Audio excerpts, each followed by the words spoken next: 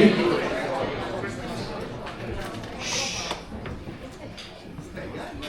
That's why I like coming to North Geelong. I like coming here. Hello fellow North boys and girls down by the sea. Welcome to our 150th anniversary celebration. What a wonderful day to be inside the Brian Knight Pavilion here at Keith Barclay Oval. My name is Tom King. I'm absolutely honoured to be asked to be here today to guide you through a 150-year reflection. Now, it's hard to encapsulate 150 years in about 3.5 hours, but as is the North Geelong way, we will do our best and we'll give you a bit of a sense of where this club has come from, where it's been, and where it's heading into the future. And I don't know whether I'll be here for the 200th anniversary. I suspect somebody like Chuck will be up here in 50 years' time as a 76-year-old or thereabouts, microphone in hand, telling stories about how good he was, that he was better than his old man. And we'll know that not to be true because Bagsy's history is so great to say that Scat's still better than Chuck. Sorry, Chuck, you shouldn't have waved at me before. I wouldn't have known you were here, but you're just a easy target. I'd like to start by acknowledging the traditional owners of the land on which we meet, the Wadawurrung people of the Kulin Nation, and I pay my respects to elders past, present and emerging, and also to any Aboriginal or Torres Strait Islander peoples who are with us today. Enough from me for the moment. I'm looking forward to this. This is going to be a lot of fun. The videos are absolutely magnificent. You will thoroughly enjoy the walk down memory lane with some greats of the club. Just one very quick one. I like to think when I'm emceeing an event, especially a casual one on a Sunday afternoon, that I try to be the best dressed. I whack a suit on and no tie today because it's Sunday. And then bloody Gary Birch walks into the room wearing a tie. You stitched me, Gary. You stitched me up. The only thing is you're wearing jeans and I've got a nice pair of pants. And the other thing is too, Gary, you're still not the best looking member of your family. How are those daughters so good looking?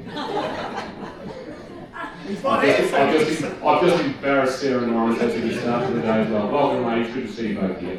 But to make the official welcome, and before I embarrass myself any further with Gary Birch, please put your hand together for the president of the North Geelong Football Netball Club, Mr. Darren Van.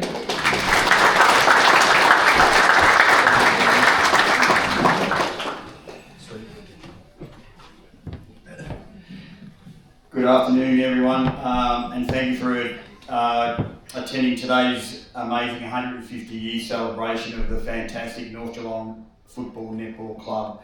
Thank you, Kingy, for that warm welcome and acknowledgement. Kingy, as we know, will be our MC for today's function, so thank you, mate, and good luck.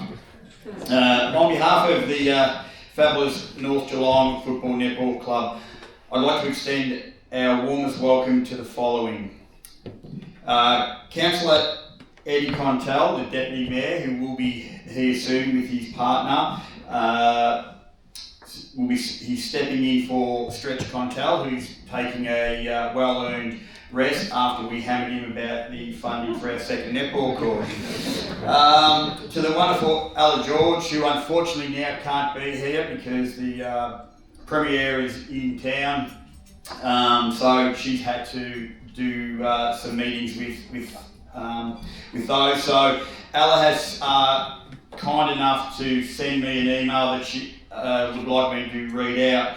While she was going to be in the room, I just wanted to also personally, on behalf of our wonderful club, thank her again for the wonderful donation of $450,000 to start our second court, which we hope when Eddie turns up, he may have something in his pocket. If he doesn't, then he probably won't be allowed to win. But to Ella, we do like to thank her again personally for that wonderful donation of $450,000. And we wouldn't call it a bribe, but we are seriously in talks with her to potentially play a game of netball next year on the actual court itself. So hopefully we can get a bit of that and a bit of media to acknowledge the wonderful effort that she's done with that cheque. Also would like to extend our warmest welcome to our lead executives led by our President Daryl Jarvis. Daryl's first year, and I can tell you from experience, when you take over from a legend There is a lot of pressure, but what I've found is when you've got wonderful people around you, it makes for an easy transition. So good luck with your tender as our wonderful president, and also to the league executives that are here today. Thank you for turning up. I'd also like to say a huge thank you to our executive team of Lisa, Abby, Reno, Davo and Joey. Without those guys, it would have been a huge struggle. So they do a lot of work behind the scenes, but they're like good umpires. You know they're there, but you shouldn't know that they're around. But they do a fantastic job, so thank you on behalf of myself and the rest of the wonderful family at North Geelong Football Netball Club. Thank you to the wonderful people that have travelled interstate from all corners of Victoria and even within Geelong. It just shows the respect you have for this fantastic club, and today we will show that thanks and respect back to you guys. But to everyone that has made that effort to come today, we certainly appreciate you travelling down to this fantastic club. Every club has great people and families that make their club what it is. For North Geelong Football Netball Club, we have these wonderful people and family. It's just that we have a lot of them. And today we'll be celebrating and reflecting on those people that have shaped our club in the first 150 years. Sorry guys. Also would like to acknowledge and thank our 150 subcommittee of Gary Burge, Craig Farrell, Luke Parker, Jason Nabib and Paul Cotter. This team started the hard work at the back end of last year, and as you can see today, their hard efforts and work has paid out brilliantly with regards to the amount of people that I can see now and the way the room's been set up. Just to let you know that a quick story with that. So Fagsy he's been all over doing making sure that today was a success. So he turned up yesterday morning, wanting to make sure that today was going to be a huge success. He was that worried that he actually ended up staying the night because he didn't want anyone to break into the rooms and steal the wonderful trinkets that are on your table. Those trinkets that are on your table, we've been sponsored by T-New. So if you would like to take any of those, they're $5 per piece. You can take them as a gift of our acknowledgement. But to that subcommittee, thank you so much for the effort you guys have done for the last 6 months. Almost there, guys. Almost there. A huge thank you to Wes Cusworth for his time to interview, put together videos and visions that we'll all see today. Wes spent over 30 hours collating, cutting videos and interviews to which we'll see today. I'm hoping he has a blooper section, but if not, we'll certainly get one out to everyone. But Wes, who can't be here today, thank you for your effort and over 30 hours of getting a small piece of what has made us 150 years old. Just to finish off today, we will be filled with wonderful memories, stories, interviews and visions of our first 150 years. There will be plenty of opportunities for toilet breaks, refreshment top-ups and catch-ups. Can we please ask that when interviews and videos are playing or being done, that we take the time to sit back, reflect, listen to all those amazing stories and memories that are going to be shared. We will ensure that bar staff will be coming around, so you'll be able to order drinks, because we don't want you to faint like Fagsy did last night. So that is it from me. I'll hand you back over to the professionals, but to everyone today, thank you so much for making the effort to celebrate our wonderful club in the first 150 years. Thanks, Andy. And if you do get a chance today, Vandy is wearing the shiniest shoes I have ever seen. Dead set, I can see my reflection, which is not a pretty sight, but I can see that out of those shoes. Thank you, Vandy. And I just want to acknowledge somebody in the room too. been a good friend of mine for a heck of a long time. I think when I came back to Geelong, he was El Presidente here, and he's had his battles, but it's great to see Scratch here today.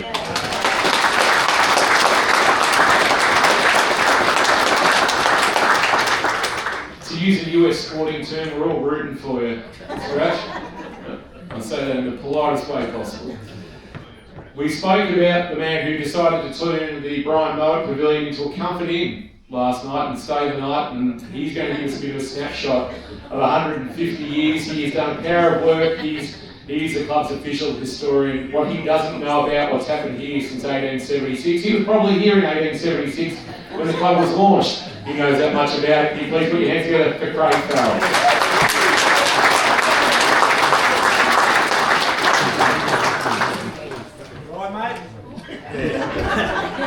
It's a little bit sketchy, but anyway, apologies in advance. Thanks for those kind words to Tom. Okay, first I'd just like to acknowledge that, again, what Vander alluded to earlier, with acknowledge the work that Wes Cusworth's done in conducting a number of interviews some months ago now. And those interviews, some of the snapshots are certainly going to form a large part of today's celebrations and in the presentations. So with this in mind, that I'll attempt to just give you a little bit of a brief snapshot, that is, of our rich history, highlighting both some of the highs and lows of our pivotal moments in our club's history. So we start with 1876, where it all began. Records confirm that North Geelong Football Club was formed in 1876, and the Jojo Trait of Crier Terrace, Geelong, was the secretary. There were 50 members in the formation year, each paying 2 shillings and 6pence for the privilege. The home ground was below the Geelong Grammar School, which was located on the site bounded by Moorabool, McKillop, Yarra and Maud Streets. The Palais to this day occupies the side of the Grammar School, however part of the old school still sits in Maud Street behind the Palais.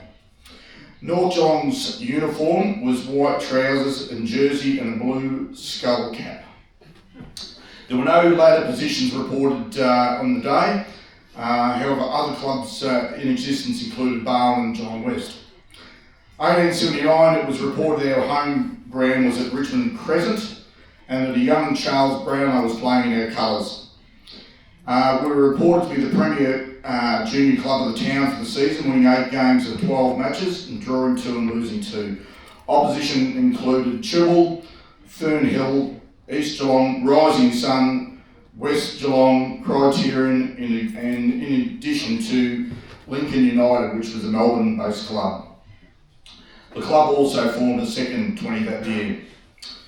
That year it was also referenced that the North Geelong Cricket Club was being formed at the London Hotel, which comprised mainly of members from the football section. Here today we have Jeff Chakowski from the cricket section, who I know is in the midst at the moment, doing an enormous job on behalf of the cricket club and documenting their history with a view to having a book out in time for their 150-year celebration. So welcome Jeff and to other members from the cricket section here today as well.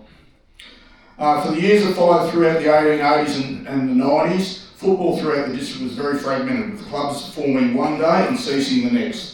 There were second, third and fourth rate associations in existence, and throughout this period, North Geelong was referenced to being the premier team in both 1883 and 1884.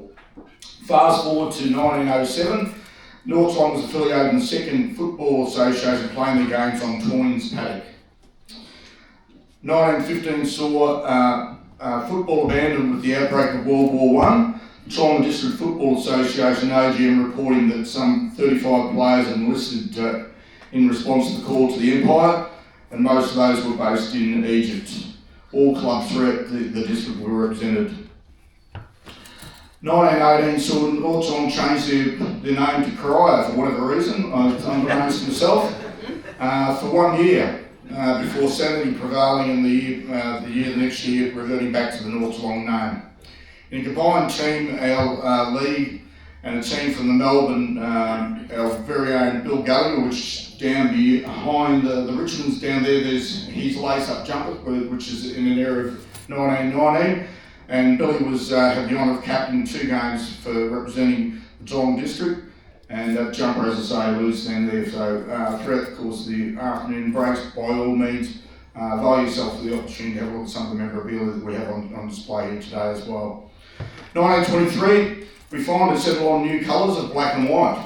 And to this day, we certainly wear those jumpers with pride. 1925, North Geelong was being referenced as the Northerners, celebrating our first official premiership against Chilwell in front of 2,000 spectators at the new Cardinia Park Oval. Some of the familiar names appearing were Cunninghams, Mansons and St John's. 1930 again, playing at Osborne Park under the coaching of Harold Manson and captain Gil Cunningham, we celebrated another premiership, this time against Queenscliff. 1933 was the commencement of a North Geelong second 18, and it was some 10-15 years thereafter that Brian Moat, the two clubs got together and decided they were really competing against one another's interests, and both clubs then reformed to form one club just prior to the 40s. 38 was a pivotal moment in the club's history with the introduction of the under-18 competition. With an increased population growth across the northern suburbs built largely around prospering industries such as Fords, Harvester, Pivot and others, this was a signal certainly of our commencement of our dominating period for the next few decades. 1939, under George Panel, our under-18s were premiers. Many of our 33 players who have originated our club and gone on to play AFL or VFL football were certainly from that era. 1940, the military took over here at Osborne Park due to the outbreak of World War II, and senior football went into recess. Many players responded to the call of arms, with sadly some losing their lives on the battlefields. Throughout World War II, our under-18s continued their dominance, with 15-year-old Ken Hans becoming our first 100-goal kicker prior to going on to greatness with Carlton, being a Carlton Premiership player, best and fairest, Victorian captain, coach and Carlton Team of the Century member. 1945, football recommenced, and in 46, returning Leo Dean, member of the famous Dean family, and we've got a couple of Dean family here as well, so thank you. He returned from Geelong to coach us, where we were runners up to 40 and 47 and 48 to East Geelong. The year after, 49, was the first of our very enormous successful period, with the club winning premierships under the 18s, Reserves, Woolworth Cup and the Senior Evelyn Hurst competition under Neil Tompkins against East Geelong. The senior success was to be the first of a record 7 successive premierships, including undefeated championship of 1954. It's to this day a record in the Geelong region, and worthy of note that it was in the top flight competition, which is the equivalent to, say, the GFL as we know it today. Undoubtedly, this was certainly our golden era under Neil and his brother Bruce's leadership, and many of our celebrated players and administrators have come certainly from that era. And it'd be remiss of me not to mention that down the far end, member of our 1952 Premiership side in Tommy Richmond. So welcome, Tom.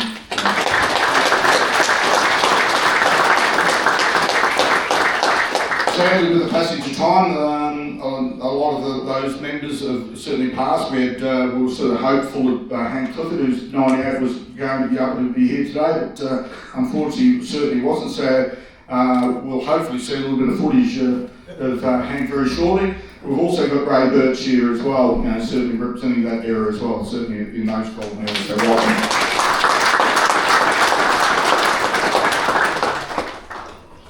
In 1958, marked another return to one of our former greats in Jackie Stevens, who'd gone on to play for South Melbourne in the VFL. And Jack had always promised the club that he would end up back at our club.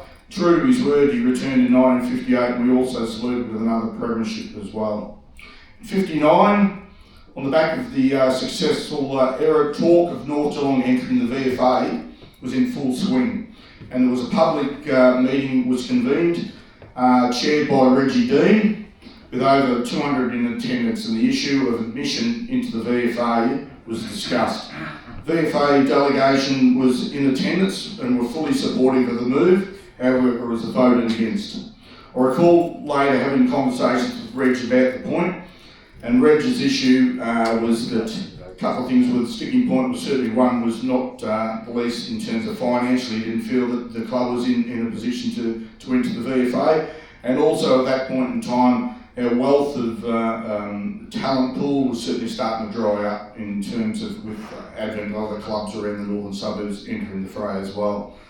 In 61, after enduring the old and outdated facilities of the club rooms, which was behind the southern goals there, welcomed our new club rooms at a cost of £11,000, which was pared back from an £18,000 two-storey option that was floated at the day.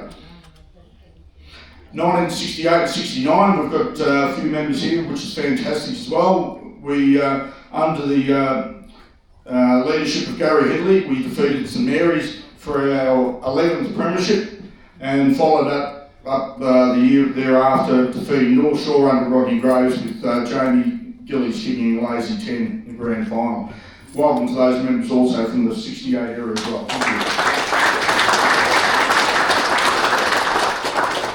1970s. Well, 70s brought in bad hairstyles, fashion and centenary celebrations in 1976, and some of our junior success, and it was a tumultuous period. We had certainly some great sides, but likewise saved the opposition, so we had some challenging years in amongst some that didn't quite amount to premiership success.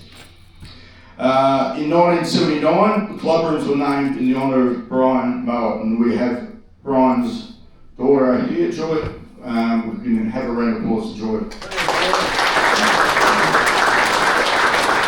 We'll also see a little bit about Joy later, reminiscing about some of the past deeds of some of our illustrious players as well. Encouraging years, as I say, were followed by wooden spoons, and following the 1982 season, we were relegated from the GFL competition into the GDFL. In 84, we were grand finalists at St Joseph's, and that was also the year that, unfortunately, just out behind us here, we've got a little bit of superbox, we refer to it. One Friday evening when we had some function here, we had a bit of a fire out there, and sadly, a lot of our history went up in smoke as well. So. That was certainly a low point in the club's history for sure. In 86 was another certainly low point. That was the year that I can recall coming to the club. In terms of the time advertiser, it was made a point that club in crisis. There was certainly conversations around what are we going to do. We had no coach, we had no president. We had very few players at a certain time, and it was a very uncertain period of time for our club. But true to some of our greats, one of our legends of the club in Clive Wonderwall stood up and said, well, I'll take the role as caretaker president.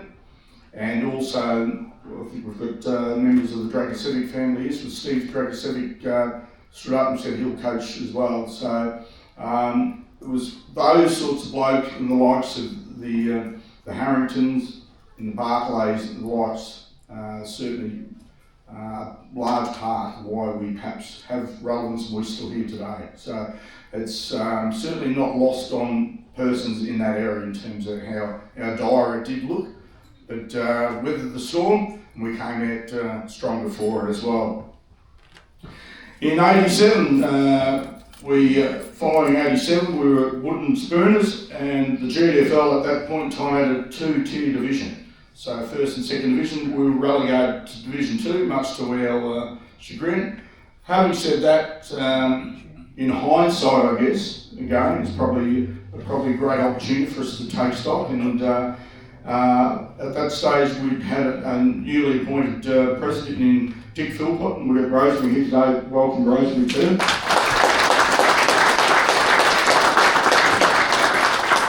Dick was certainly a greatly respected president in terms of how he went about things. He never micromanaged you. He had a loyal band of supporters and whatnot. He'd give you a task to do, and away you went. And one of Dick's, I suppose he'll take some credit, but some of the others in the room certainly would as well, but with the appointment undoubtedly of Dennis Hines in '88. In terms of Hines family, certainly around North Geelong, certainly Revan, we're going to see a little bit of footage in terms of shortly with the Hines. Certainly 88 with the appointment of Dennis Hines was certainly a great moment in us. We then celebrated in 88, being in the second division with championships in both the seniors and reserves. Went straight back up into the first division, came third in 89. 90 we won it, 91 runners up, 92 and 93 premiers, and 94 we were runners up as well. So certainly outside the golden era is the 50. I'd like to think perhaps that was certainly one of our most successful areas, in no small part to Dennis. So I think it's probably worthy of a round of applause to Dennis.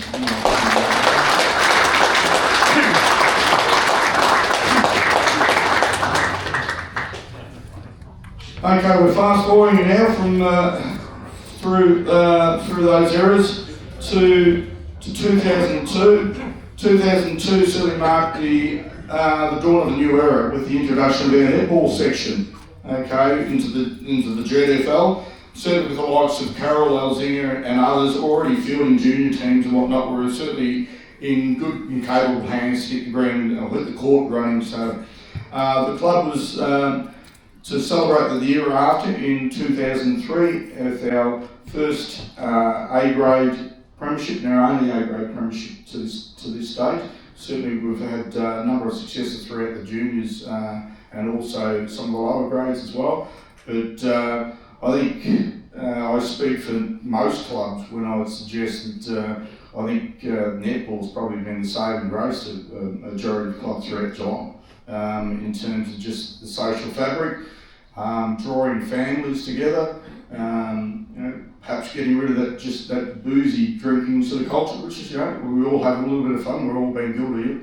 But I certainly think it's held clubs throughout Geelong in great stead. So, and we're certainly no different to that. So I really do appreciate the works of some of those people that have done in terms from the netball section to make us a strong club as we are today. In 2002, we also celebrated a premiership success to Arch Rollers Cry by 1 point, which was certainly a thriller. One that I can recall because in a moment of madness I went over to Cry for 2 years, and I was certainly reminded of the fact that North Geelong won that game. So it was certainly a fantastic achievement under the leadership of Russell Hearn. We move forward now to 2013 with Darren Ryan, senior coach, and premiership success over Balbo Still. The victory also ensured that era Balbo Still were on a bit of a running that our feats of the 7 in a row were not matched by Balbo Still. They certainly come close with 6 premierships thereabouts anyway. Okay. Moving on from the 213, we had a number of successes and also some lowlights and whatnot. Then we had the COVID period as well, which then brings us into last year. And we spoke at length last night over a few beers about the exploits of last year's premiership side. And hopefully we're in a position to have another tilt of it this year anyway, but time will certainly tell. And I'd just like to, a bit of a round of applause, some of those premiership players and some of the players here who can't play here as well.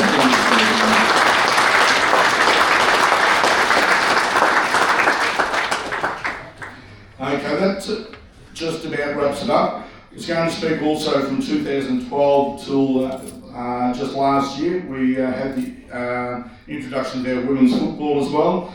Shannon will be talking via the screen here, so I won't sort of steal the thunder in terms of the history in terms of our ladies football section anyway, but it's a fantastic display and an insight in terms of women's football and just how much of a pioneer this club was in with regards to women's football throughout the Geelong district. Before I do wind things up, I just wanted to make some acknowledgements. I think it'd be remiss of me not to make reference to the legends of our club, and I'll just quickly touch them. Georgie Panel, a player, administrator and icon of the club, for whom the bar is named in honour of. Brian Mowat, as I said, Joy a moment ago, legendary club secretary for a record 34 years, from 45, and with the club's rooms being named in his honour. Keith Bartley, 50 plus years as a committee member, and the Oval named in Keith's honour. Kevin Harrington, who like others has left many of us in this room in awe of their wisdom, humility and service to the club in all areas from player to administrator. Clive Wonder Ward, multiple premiership player and best and fairest winner, like I previously made mention to, stepped up when the club certainly needed some leadership in '86. In the room we've got Clive's son, Peter Chicken Warm. Welcome, Peter.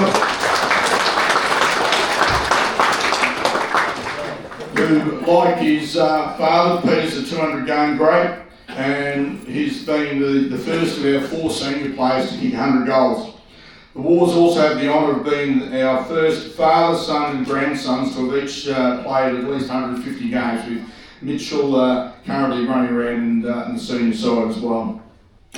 Gary Birch, Gary will be up here very shortly, don't worry. I'm going to get a drink. Yes, we was a little bit disappointed in Gary yesterday because I didn't realise when someone said, geez, Birchie only spoke for 3.5 minutes. But anyway, you'll have an opportunity shortly anyway, Birchie, but certainly 50 plus years, continuous service, active service, mind you, 300 game player and administrator, awesome achievement anyway, and one of our most recent recipients to Legend status as well. Another fellow person in the room, Paul Cotter, 300 plus games, very much an unsung hero and backbone of the club. The work that PC does in terms of, for a building, etc., and the behind the scenes work he does with the council, etc., it's certainly worthy of, again, a recent recipient of Legend status as well. So, congratulations, PC. And finally, Kelly Parker, our first recognised inductee for the netball section for outstanding contribution as leading games holder, and she's still going strong. She's certainly been a role model to so many players and juniors throughout the club. We've also in the room many life members and Hall of Famers here today, premiership players, coaches, administrators, as well as best and fairest. Okay, in the room I think it's worthy of note, we've got Carlos Gomez, our record games holder in excess of 400 games, who together with Kelly and Sylvie Luxo are only 3 members of the 400 prestigious 400 club, so a round of applause for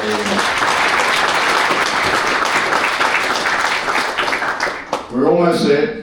It'd also be remiss me also not to acknowledge that when I did allude to the fact that we've got so many people here of best and fairest winners, coaches, etc., but it'd be certainly remiss me not to acknowledge the deeds of Derek Fitzsimmons, who a player for our senior club, won a record 7 club best and fairest. So certainly worthy.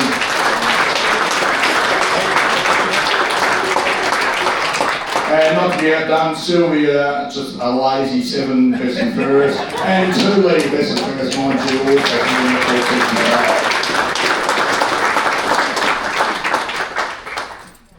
Almost there.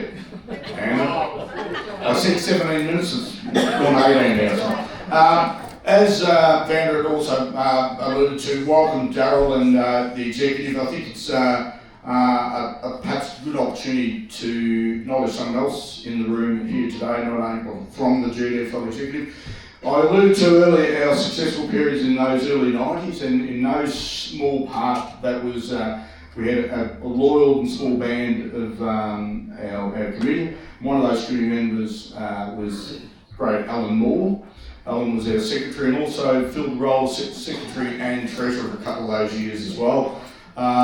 And Alan then, I don't know if he's poached or what happened, but went on to go to the league executive, and I understand that this will be his 30th year consecutive, I believe, 30 years consecutive as GDFL. 29. 29. Who's counting? I didn't weigh you up, did I? I'm looking at these. Someone needs to prod it, isn't it? 29 will give you that, Alan, okay? But anyway, it's going to be made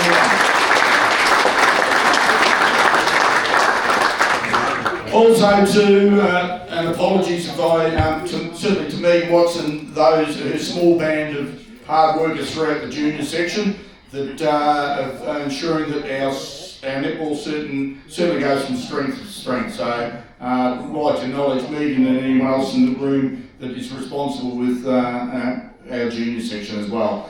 Thank you, Vander, also to your current hard-working committee for entrusting my fellow 150 sub-year committees in Paul Cotter, Gary Birch, Jason Abbott, Luke Parker and also Abby Parker for the task of celebrating here today as well. They've done an enormous job behind the scenes to make today not only a success but also the entire year a celebration of the contribution that North Geelong Football / Netball Club has made to the greater 3215 community.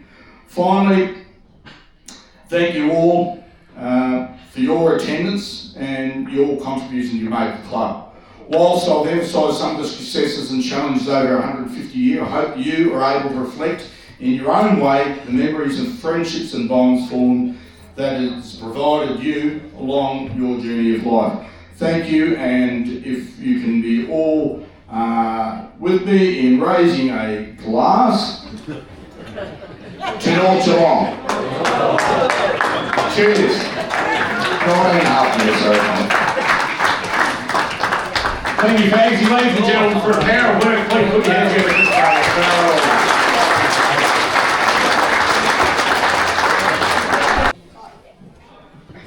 I'm legitimately going to be thorn between two roses here, aren't I?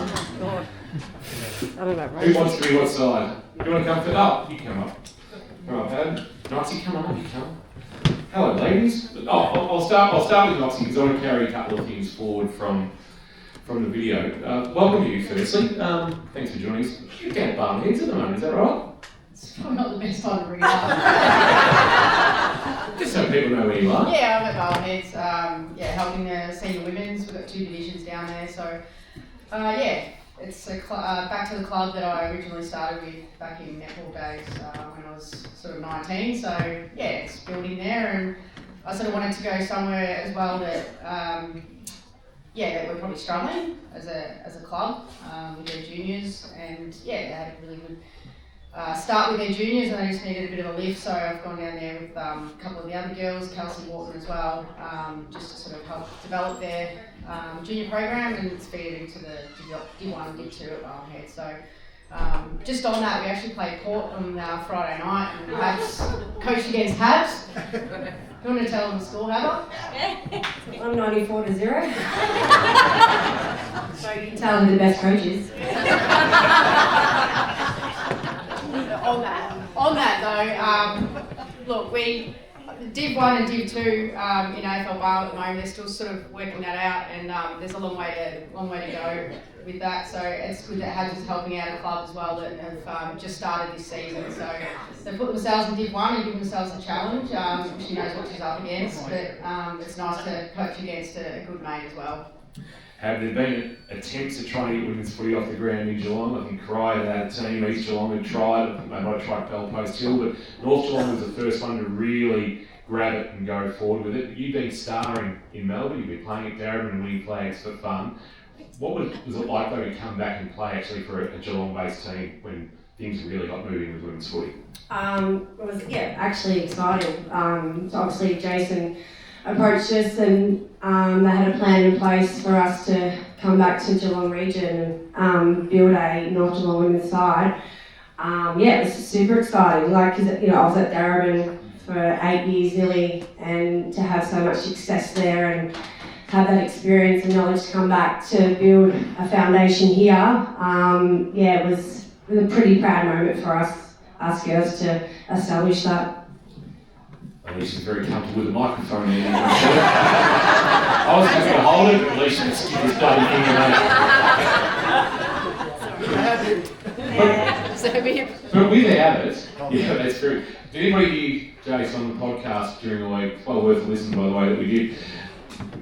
Without it though, obviously you didn't get to play FLW, unfortunately the timing was just wrong for you, but you got to play VFLW. Without North Geelong, do you reckon that happens, that you get to play that close to it? Nah, I don't think so. If I didn't have the opportunity at North to establish, I guess, myself and other players through the women's program, I wouldn't have been drafted at 35 to play at Geelong. So yeah, I can't thank North Geelong highly enough for where I went for my footy career, and Shannon would say the same. But yeah, just super proud of where we come from and where it's still continuing on for women's programs through the community. Yeah, just super honoured. What are you most proud of your time here, Noxie? Do you want the microphone or do you want me to hold it? I'm a little bit more reserved than Habs, as you know, because I'm not a beard, but I just want to probably take the time to, there's people in this room that were the epitome of the North Geelong from the start, and that's Kiwi over there, who is, if it wasn't for Kiwi, I remember I was about 6 months after I had my first, and I remember coming down here and he gave me a present for Elkie, and I was like, what's this? And he was like, just because you're here and you're a part of it, and I thought, geez, that just means a lot. Like, it's, you don't go to a club and you usually just rock up, you train, and to feel so included and welcome was amazing. What he has done for women's football, just to kick it off. He pretty much lived here. He's here every training session. Shimmer as well. Shimmer's a huge part of that, as well as Longy and Sarah and Jenna. I think we forget where this all started, and if it wasn't for all of you, we wouldn't be standing here. We wouldn't have this success. We wouldn't have the program that we have in Geelong. And I've had these conversations with Habs. We probably I think Geelong went a bit too quick with the whole competition thing, and that's probably had an impact on North Geelong now not having a senior women's team. It's one thing that I think the AFL Barn didn't get right, or haven't got right, and we have clubs tapering off, and we have clubs trying to enter competitions. But we all know that women's footy is not like men's footy, and it takes a lot of work, and there's girls that are coming and going, and it's tough. But hopefully in the near future, with the juniors coming through here, it'll be back to where it was.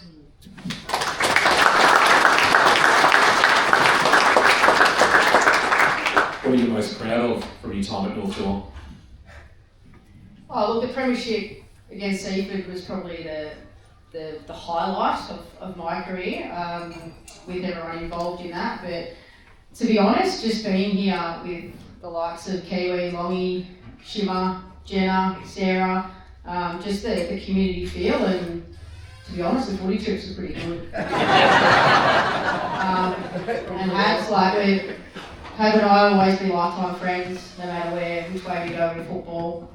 But to be around just the club, I'm not all. I love a premiership, but I think it's more than that, and it's being around the people that are good for you. Obviously, you get tied into Jason's personality. You sick of it? Actually, I'm not. He's taught me a lot over the years as a big brother. He's got a good football and administration knowledge. So yeah, he's been sort of my role model through my footy career. So yeah, can't thank him enough.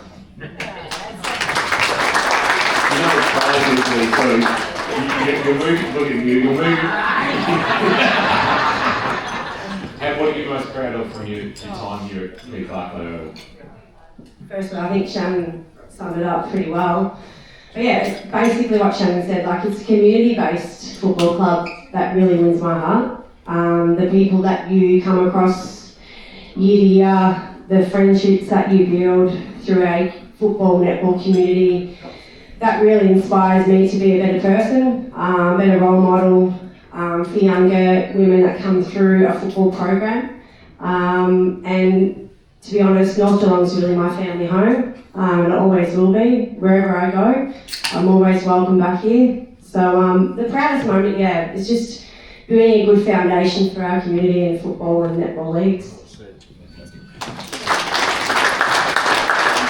To you both, your contribution is obviously not underestimated what you did through the women's football space, and one day hopefully we can get back to where it previously was. I know the club would love to do that, but for the moment we pause senior women. We'll look to get it back, but to both of you, with your future endeavours, good luck, and it's so great to have you both here today. Please thank Shannon Knox and Alicia Chris.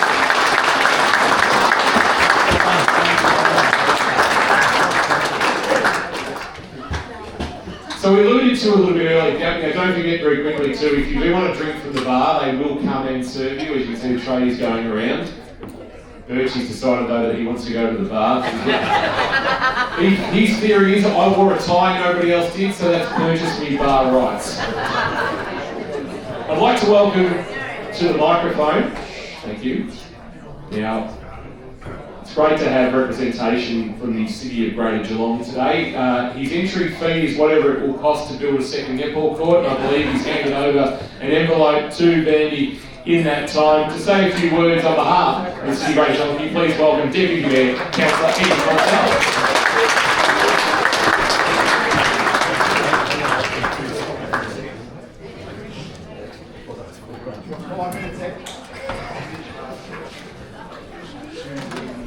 He's brought some numbers, they look pretty good. Well, good afternoon to you all. Geelong, welcome to all of you. It's always great to be back at North Geelong. You're always really welcoming of me, so thank you very much. Always enjoy coming back here. I'd also like to acknowledge a couple of people in the room, if you wouldn't mind. Darren Vandenberg, obviously the President of North Geelong Football and Netball Club. Darren, thanks for reaching out and inviting me today. It's a pleasure. Debbie Osekas, North Geelong Netball Coordinator. Also all former presidents, and particularly someone that I go a long way back with is Jason Havid, who we worked together over probably over a decade here at North Geelong. It's been a wonderful journey. And also to all the present Hall of Famers and past and legends, and a special mention to Kelly Parker, who I believe is the only netball legend that you have, so that's fantastic. I'm sure she's trailblazing for the future. There's many behind you that are coming. And all committee members, again, past and present, for all the work that you guys do, and of course to the Geelong District Football Netball League representatives that are here. Welcome to you guys and all members and players. And what a pleasure it is to be here on such a momentous occasion, being the 150th anniversary of North Geelong Football and Netball Club. We've got a lot of anniversaries happening in our city at the moment, and you're certainly up amongst the top of those. And as you all know, I don't have to tell you, the Magpies have been a proud and passionate part of our community now for many generations, and have been supporting footballers and netballers over that time. Obviously, also producing elite athletes, and more recently, as we just heard, having an important role in women's sport as well. And with over 31 premierships and a strong junior and also all abilities programs over the years, and also Auskick and Netset Go through their senior teams, this is a club that obviously sits in the heart of Geelong and definitely in the heart of the North. It's also personally a pleasure to have been part of that journey in a very, very small way. But we've worked closely together over the years, and here at Osborne Park, we have delivered a lot of great infrastructure over those years. If we reflect back over the last 15 odd years, there's been a lot of advancements. From the basics of the asphalting of the car park back in 2010, which was a bit of a mud hole, to upgrades and to the installation of the spoon drain. And of course, I know this is football, netball, but we also did a bit with the cricketers in the time, with Roger and the guys with the nets. Of course, the club rooms was a big development, and the new change rooms. And then through COVID, the terrace that we built with the R.J. Allen Terrace, named absolutely rightly after Roger. And then, of course, more recently, the new cricket nets that are out the back that look fantastic. And how exciting was it to hear just a month or so back where Alan George came out securing some $450,000 towards the second netball court, which is obviously needed. I believe you're the only club left in Geelong that doesn't have a second netball court. And during the early hours of Saturday morning and the late hours of last night, I'm sure Darren and Jason were online on the City of Great Geelong website, ploughing through the draft budget, seeing what could possibly be there. But all they had to do was turn to page 80 of the budget. $830,000 in there for the new netball court.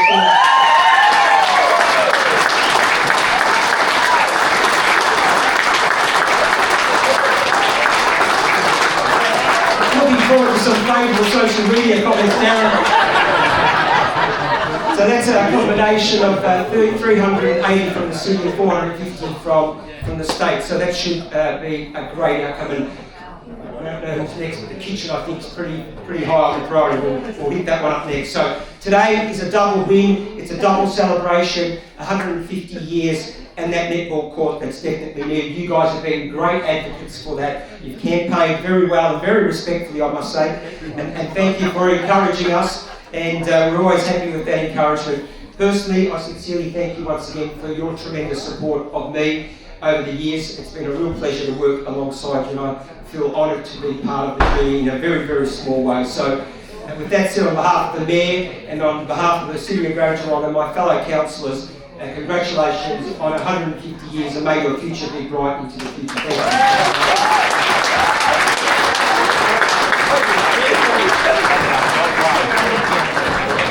Thank you. Some of you paid the nominated ticket price, and you paid $380,000. I'm not feeding.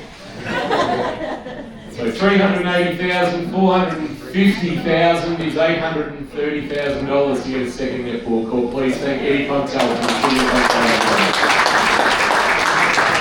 Please ask to join me on stage. I ask Kelly Parker, Donna Fisher, and can I ask Dan, who the A-grade best and fairest is named after, to join me up here, please. Ladies, if you could.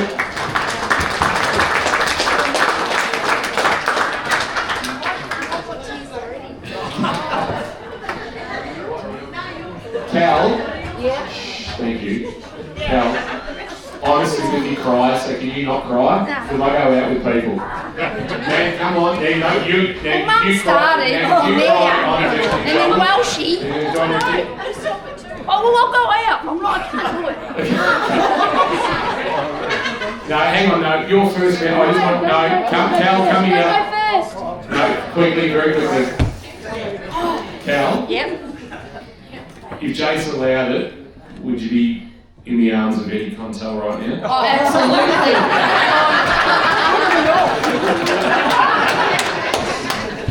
Yes. And apparently it's going to, well, no, it's not officially going to be the Kelly Parker court, but that's been put out there. It's a long way from playing in that bloody car park, isn't it? Well, we actually started at Kidia Park. Gone down there the first year, and then we come to the car park. You can still see the lines if you really look hard enough. Yes, you can. Absolutely, you can. And there might be a little sort of devil buried out there somewhere. Or a tree. Yeah. Oh, nice. Just under a tree. Yeah, man. What are your memories going back 25 years ago when the GDFNL gets on board and goes, well, hang on, the Ballerina doing it, the Geelong League are doing it, oh shit, we better get netball up and running as well. And everybody turns to you and goes, what can you do, man? Well, yeah, I was sitting at home, comfortable, and Troy Rington says, Mum, they're starting netball for GDFL. And I went, yeah. He goes, well, you know netball, can you just come and give us a hand? So that's where it began. It was more than a hand you gave, wasn't it? A little bit more. You had to get a couple of junior teams and 3 senior teams up. So let's say you had to get 50 women and girls to play netball. How did you go about doing that to make sure that come round 1, 2002, you were able to meet your commitments on the court? Well, believe it or not, I was playing 8 times a week netball, so I had a lot of netball friends. So I just said, oh, you want to come play? You want to come play? Plus my brother was coaching Victoria, being netball. So I said, do you want to come and coach? So we started off really good. So, you know, I think that's, you know, John Roman and naturally Kelly was going to be there, and Jodie and Brian, our old mates. So, yeah, so that was the best part of it. What are your memories of the early days, Donna? And one thing that I did notice is the hairstyle has not changed an inch. Thanks for that.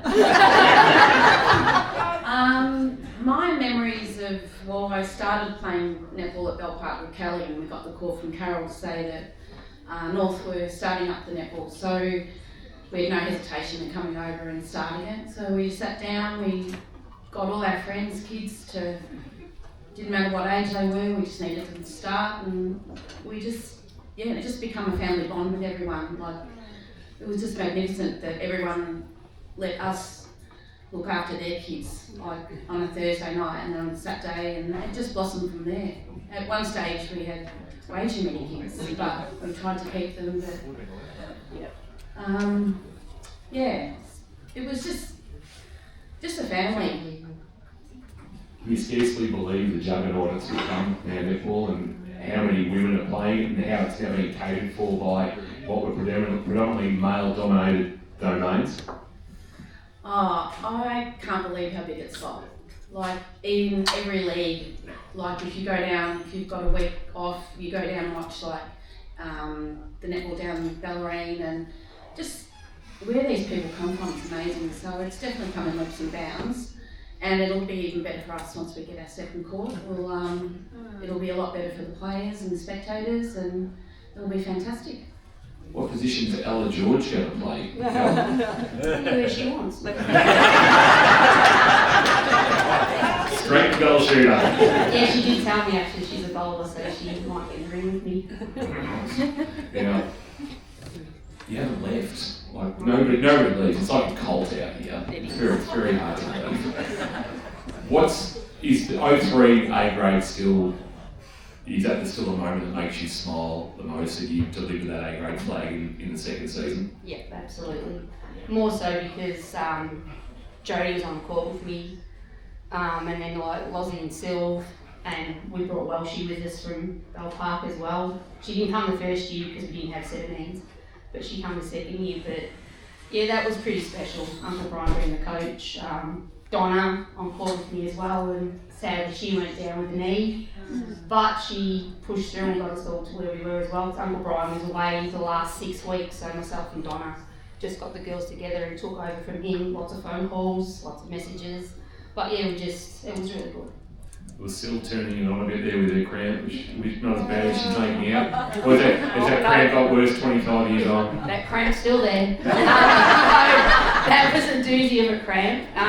She not had a cramp, but she choked. We could have won by a goal, but we had to go into overtime. So that's still a joke today. So we've been actually the last 3 weeks, me and her have been in goals together in D grade, and she literally drops the ball under the ring and says, "Kelly, I'm like you, but I choked from there too." So it's still an ongoing joke, yeah, that's funny. We know now that kitchen is your domain, but how much joy has what's gone on over there, out there at Virginia Park given you over the last 25 years? Heaps of joy. I love it. I love everybody here. The boys everybody's so good. The boys come in, do their canning duty. Sometimes the seniors give out. That's just a message, boys.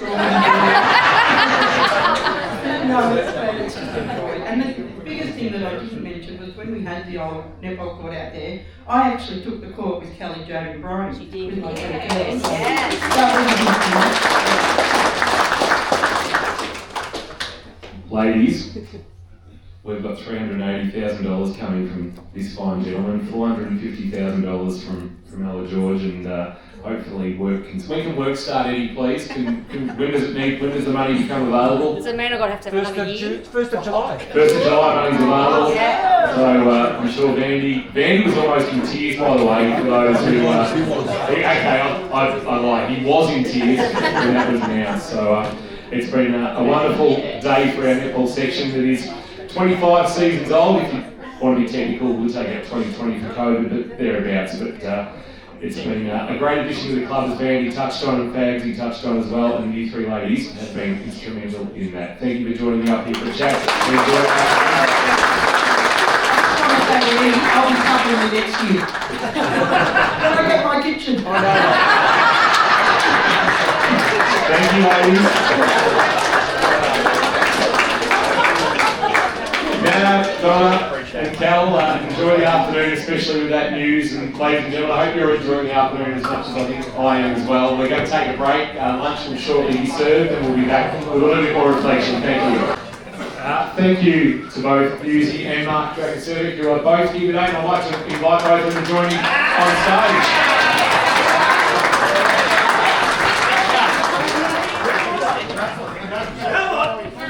I'll get both of you, but Draco, if you could. Yeah, you can bring it, Draco. It's okay. We are being filmed, by the way. Responsible. I'm going to start with Draco because she's just rambled through the video. Yeah, sorry. Hello, Draco. Hello, mate. Draco, firstly, can you do me a favour? And I love telling this story, and you're probably sick of it. You've probably got back to your kids and told this story about me for years. Is it true that you missed a game at Richmond because you injured an ankle playing in a mixed netball game down at the old chook shed? What? Answer the question. No. You've forgotten. Yeah. CTE is a thing. So.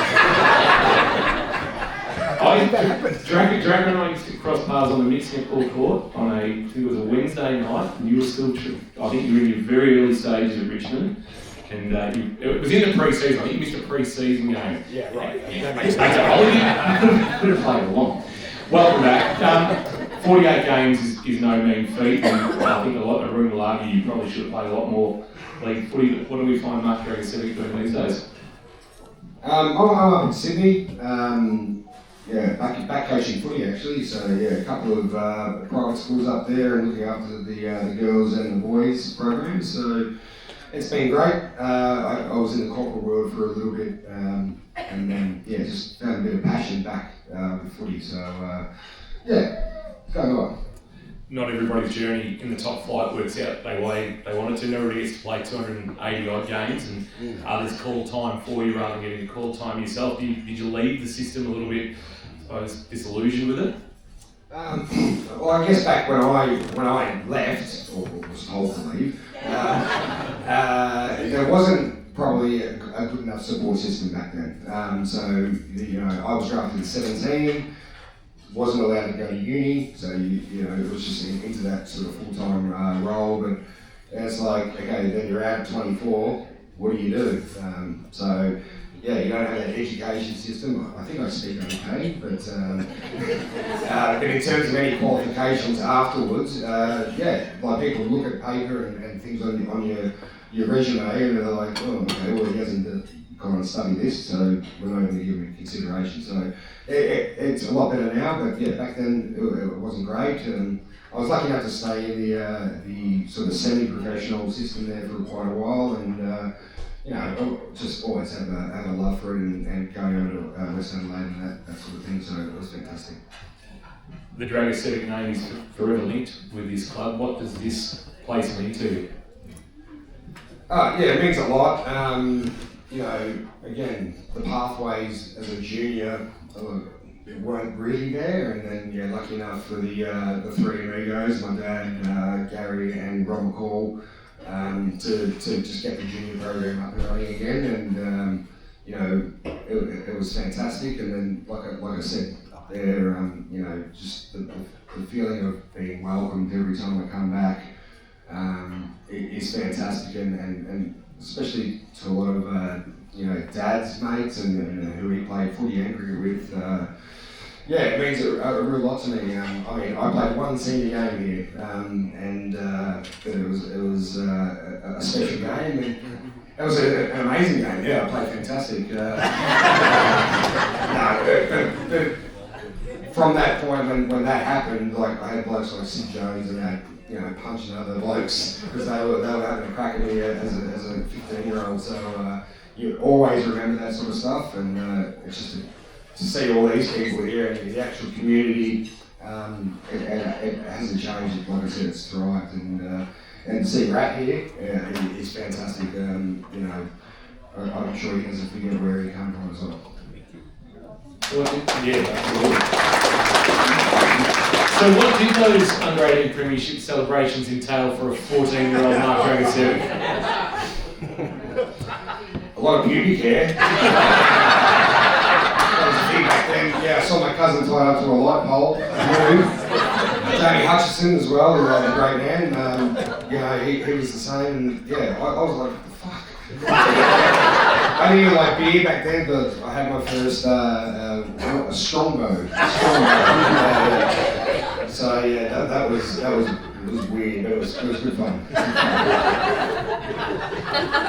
Go into more than No. Just to protect people's reputations, that's fair. Rat. You wandered down here, early 1970s, went to the state school around the road, and unfortunately is no longer with us, and your heart, you might have physically left, but the heart never left, did it? Oh, not at all. No, it's a very special place, and I can tell you a few things, Kenny, that you talk about the primary school. I actually was going to play hockey. Mum was a hockey player, and quite a good one, a handy hockey player, played for the state. And we went off as young kids to Stead Park to learn how to play hockey. My cousins all played, so we played this bushman's version down the farm, and there was a tribe of 7 or 8 of us. So learning to play hockey was easy in the paddock, but on the field I had no idea what the hell I was doing. I was 7 years old or something like that, and Peter Harrington, good mate at school, said, "You went and played hockey on the weekend, why don't you come and play footy with us?" I said, who's us? And he goes, "Oh, Healy, Elf," rattle off all the names, Dodgers and all the rest. I went, "Oh shit, yeah, I'm in." I said to Mum, listen, I might be at hockey on Saturday. She goes, "Where are you going?" I said, "I'm going to play footy in North Geelong." So, and I didn't know this until many, many years later, probably 3 or 4 years later, and that's a long time as a young kid, that the old man played here. So, the old man goes, "Oh yeah, North Geelong now, yeah, this is a couple of years later." I said, "Yeah." He goes, "You'll see my name on the honour board out there, you will." So I go out there, racing to the rooms, and there's his name. I went, "Holy shit, I'm doing something the old man did." So I sort of made me feel really good. But then, of course, the real stories started to come out. Old Bucket Ends News, of course, taking screamers, launching himself above the pack and taking screamers and landing on his feet and tailing off around the wing and launching it into the forwards. And I'm like, this doesn't sound like it's true, it doesn't sound like you. I've seen you kick Ray at the picnics at the yacht club and all the rest of the shit that we did. And he'd, and it's not until you get much older you realise that they were bullshitting it. Utter bullshit, the old man. But apparently he could play, apparently he was a defender. And look, and one day he told me, he goes, he said, Grant was having trouble, back in the day at Anglesey. I said, "What was his problem?" He said, "Oh, they couldn't win a premiership." And I said, "Oh, you would have been able to give him some advice." And I didn't realise how many flags that he played in. He said, "We won 7 in a row at the Maggies." I said, "I better look that up." So I went back through the books and I come back to him and I said, "Yeah, you did too." He goes, "I actually played in 8. I said, "How the heck?" No, I said, "That doesn't work out. 7 years, 7 premierships, doesn't equal 8. He said, "I played in the seconds 1 week." He said, "In the next week they put me into the seniors, so I won 2 in 1 year." That's not bullshit.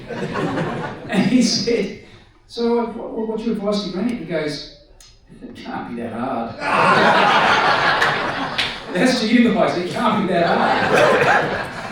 So it's an amazing thing to think that my football lineage goes back to the old man, even though I've got to separate the truths from the lies, and then I can look in the history books now.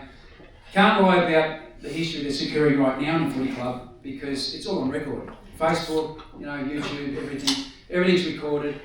God damn it, this is being recorded, and it's very humbling and an opportunity when you do get asked to come to your own club, and no one ever forced me to come to this one. I was always coming. I made it a bit difficult for people because I didn't pay until the last minute. But I was definitely coming, and it is because of the life that I had as a junior player. It was then the connection through people like Dick Philpott who dragged me back from down yonder to come back and be part of the fabric and I'd go and watch the premierships as they were happening. Those 80s, 90s, 2000s. Go along and watch them. The opportunity to come back and do a little bit of work with the group when we were sort of staggering a little bit after COVID. And look, that, as much as that was very painful for the players, no doubt, because they knew they had more to offer.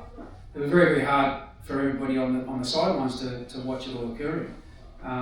But at the end of the day, the Mad Hatter had a plan, and we just needed somebody that would commit to coaching the way that Rico has, and we're seeing it at men's football side of things. A premiership last year, which is, as I said, a treat to watch. Kids that you'd had an impact with, and that you played junior football with Swinnerson, and then you're coaching a tribe of Swinnersons, and there's no greater thrill and enjoyment about, there's great fun in coaching my own sons, but to watch them help those kids to do something in their football and in a very tough period was really good for me. It was really good for me because I got a genuine connection back at the club. So, to see the ladies comp kicking off and doing what it does over the period, and I remember watching bits and pieces because Yatesy was involved in a club, but I knew my club was better, so it was good to watch and listen to a bit of that stuff going on. But knowing how hard it is sometimes at football clubs, and I said that world record, that was a tough period for us in the 1980 season. We had two coaches, Kevin Hayden and Phil. Dennis came and coached us, and so already I'd still through a couple of coaches. And then I go to Geelong, we go coach every 2 years, new hierarchy every couple of years. Change was always with me. It's always been with me, but to see the change of this place, all the netball, that news about the netball people, that is fantastic news. Now I know nothing about netball. You know I know nothing. But I know this. When you have one pitch that you're trying to play on and it's limited, and now you're going to have two, imagine how big your section of the club's going to be. I just congratulate you, all the hard work that you do, Vans. I know that that's all unseen and unheard of, but Jesus, what a bloody magnificent opportunity just to grow this place and bigger than what it is. So my heart thumps really strong and hard when I talk about North Geelong. The successes, the failures, the growth periods, and it's very humbling. So I'll take that to my grave. And I just want to say, Gordon Hines, when he was with North Shore, he grabbed a couple of us under 15 kids and did some work with us over a summer period on the outside over there. Those roots are never, you never leave your roots, and I just want to thank Heinzie for that little bit of effort that he put in to us kids. And some of us went on and did greater and better things, but at the same time, no more humbling than coming back and seeing these beautiful faces in this room. Thank you very much. Now,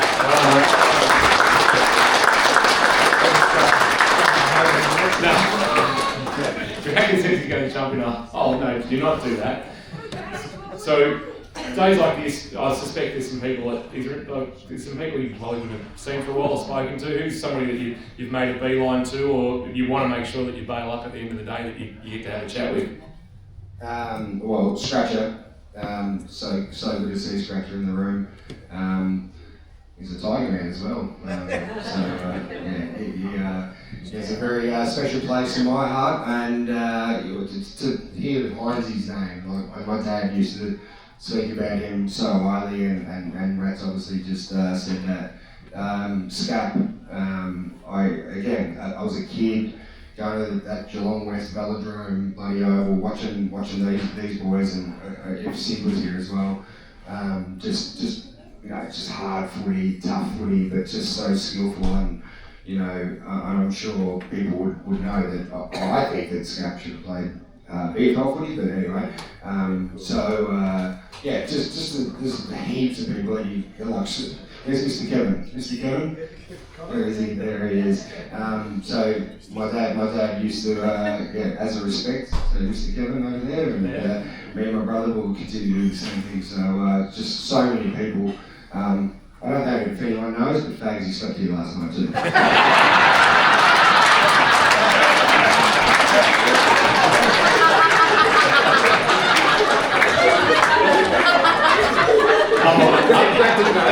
Unbelievable. Yes, I think it's going to be a running joke for a heck of a long time. Bags and slept here on the 150th anniversary week. Thank you for joining us. We really appreciate making the effort. It's great to have a chat with you. Good to see you again. Great. Always a pleasure. Great to have a chat with God a long time, too long. So always a pleasure. But great to see 282 league games, 48 league games, great representatives of the North Geelong Football Netball Club. Please put your hands together. Mark Rangasemi and Andrew Hughes. I would like to welcome up to just carry a junior conversation forward Megan Watts, who's been an absolute driving force in the junior space and looks absolutely thrilled that she has to come and talk to me. Hello, Megan.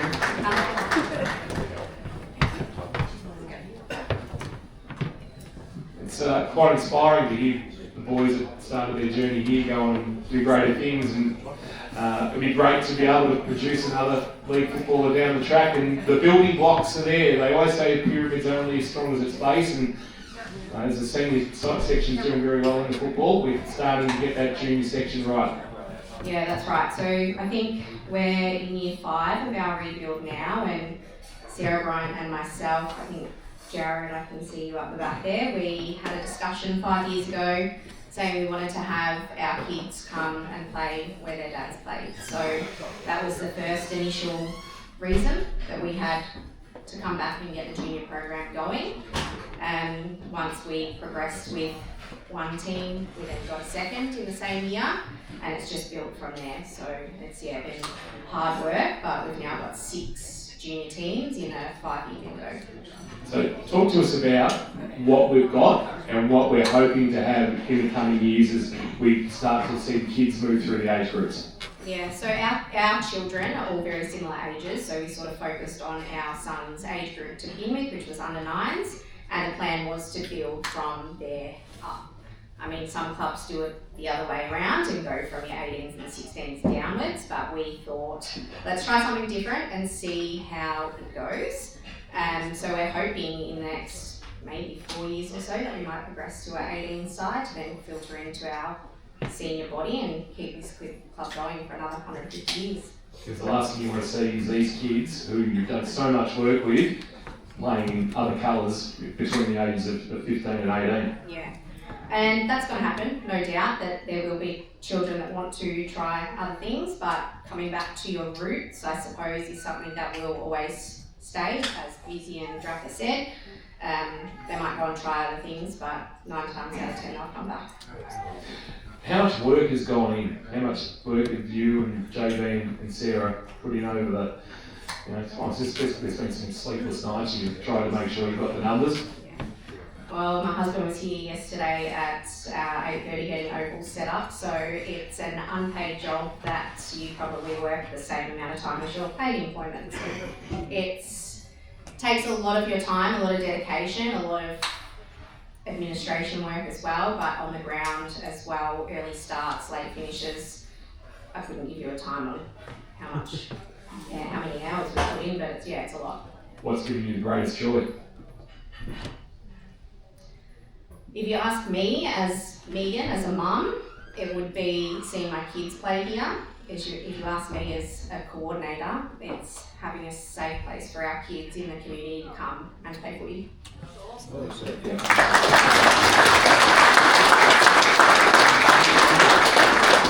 Having obviously dealt with the club for a while with Jace, and I know now fans are so incredibly grateful for the work that your group has done, and long may it continue. As long as you've got the effort to still give, nobody will be upset if you say one day, I think I've done enough, but continue to do good work, and I suspect you probably want to see it through the day. We'll be seeing under 18 team running out again on a Saturday morning at 10 o'clock before the reserves, and that would be a lot of the testament to the work that your crew have done. Great to have a chat, and enjoy the rest of the hour.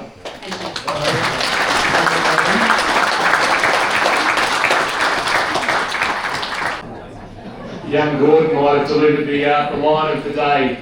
This is home. You're at home, Gordon. Welcome back. Gordon Hines again, ladies and gentlemen.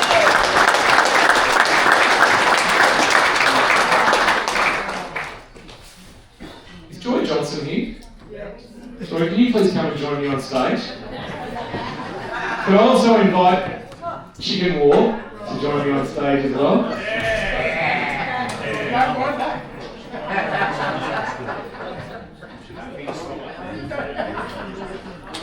You're in trouble now, Joy. Joy, if you won't the candle rooms here. Joy, if you can stand to this side so people can see you, but if you stand here in the lectern, they won't see you. Chicken, you can stand here. Joy, I need to carry forward a couple of things you might have said in that video. Why was London Law a naughty boy? His son standing obviously behind him. What stays in that area?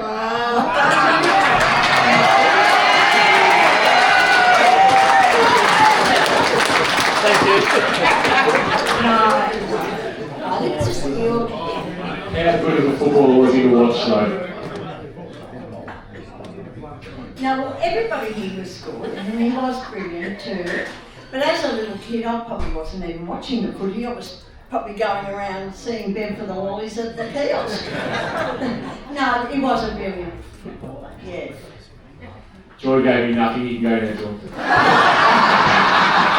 Joy, I'll help you off the stage. Hang on, you let me step past so you don't have to step down. Oh, there you go. There you go. Thank you, Joy. Joy Johnson, ladies and gentlemen.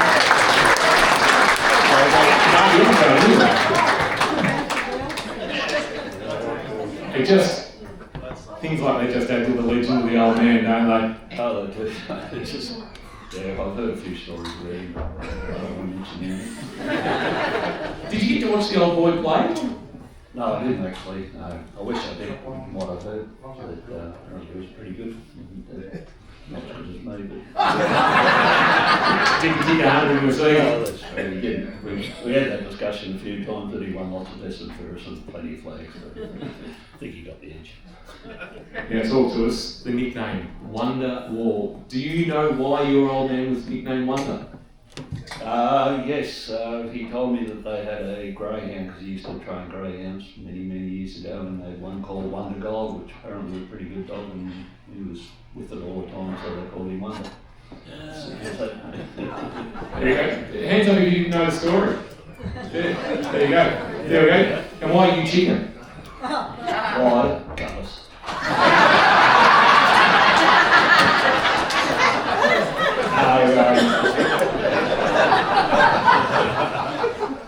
My eldest brother played footy here before me. He played over 50 games here as well in senior football.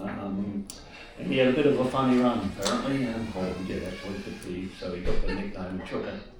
And he went off the scene, went over to West Australia and around Australia doing a few things, and I come up from juniors into seniors, and they started calling me Chucker, just roll on, and then he come back to play footy. And there was two Chuckers and Dags Harbour, and he says he can't remember, but Dags Harbour down the bottom there. He said, we can't have two Chuckers running around, so you're a chicken. That's it. Problem solved. Problem solved, that was as simple as that. And it just stuck. And now my son's got my nickname as Chicken as well. I couldn't give you a nugget or anything. Popcorn. I'll call myself the original chicken, and he's hot and spicy. I'm not touching that. You kicked 100 in 1988. What are your memories of kicking your 100th? Tell us where it was, who against, and the emotion of achieving something that so many forwards would love to do. It was a great day. It was out here. It was against Mottawarri, Only had 2 at half time. I had to get 10 to get to the 100. I had 2 at half time. I had a few mates that stuck into me at half time, just mates, not players and that. And the great man Tim Swinton got a bit of a king hit, and I don't know, must have disturbed me a little bit. And yeah, I managed to kick another 9 after half time. Steve Simpson kicked it from the other flank there.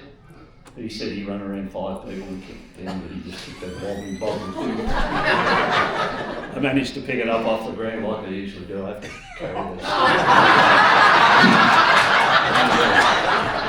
Picked it off the ground and just kicked it down forward towards goal, and David Milson was there and everyone was yelling, just let it go, and went over his head a little bit and just rolled through, and it was just a fantastic feeling.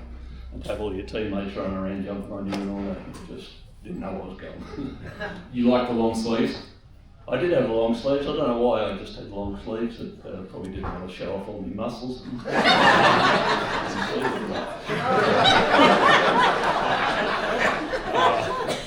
Chicken, sugar, hot and spicy, whatever you call yourself. Thank you for taking us down memory lane for you, and obviously you are revered, your dad's revered, and obviously we know Mitch has played a lot of footy here as well. The war name intrinsically linked with the club. Thanks for having a quick chat with us. No worries.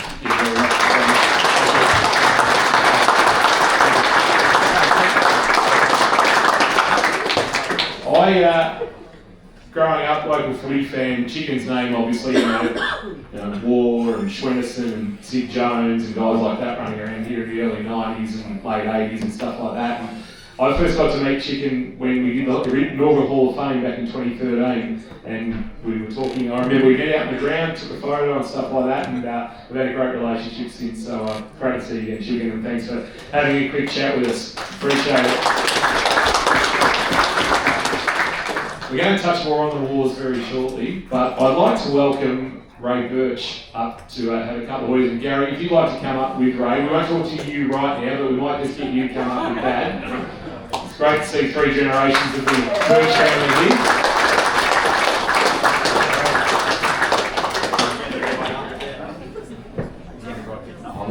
I might actually get Ray. I might have a chat to Ray down here, which might not work for the video, but like if Ray wants to take a seat, he and I might just sit next to each other. You'll be able to hear. Gary won't eat. We've gone a little bit. We've gone a bit rogue.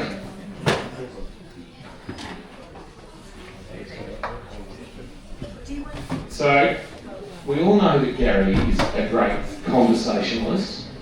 Did he get that from you? No. The other side of the family. How do you get him to shut up sometimes? He doesn't talk too much in front of me. I probably warned him years ago. When he gets to an environment like this, he lets go. What are your memories of running around in a black and white jumper? Oh, it's just fantastic. In our home, we had that much success. As I could have said before, the nights we had in that old club room were just fantastic. Everyone wanted to have it all. And that's why we had some good players coming here during those 7 years that they won the first premiership. Place like the Goodland brothers who had come from Swanhill down here, and Yatesy. The old club rooms had the nails in the wall, hang your clothes on them, or what was his name? Captain of John Yates, Josh Christian. John. Someone put a nail up under the ceiling for his. He was so cool. It was cool as he. But it was fantastic. Yeah. What about the old house down the back that used to be the rooms? That was you used to dance around the walk, the spoons in the middle of the room. So that was just fantastic, And I think that's what. But that was a bit earlier before they,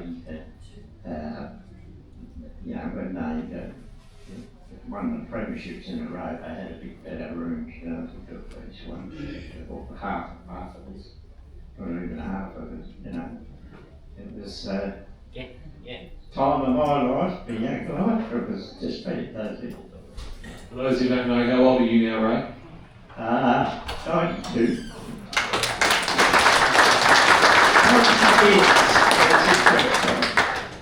So nearly 93. It's still going, right? You are up and about. Yep. Who do you like catching up with from the old crew that are still with us? It's not me, it's still with us. I want to catch up with them.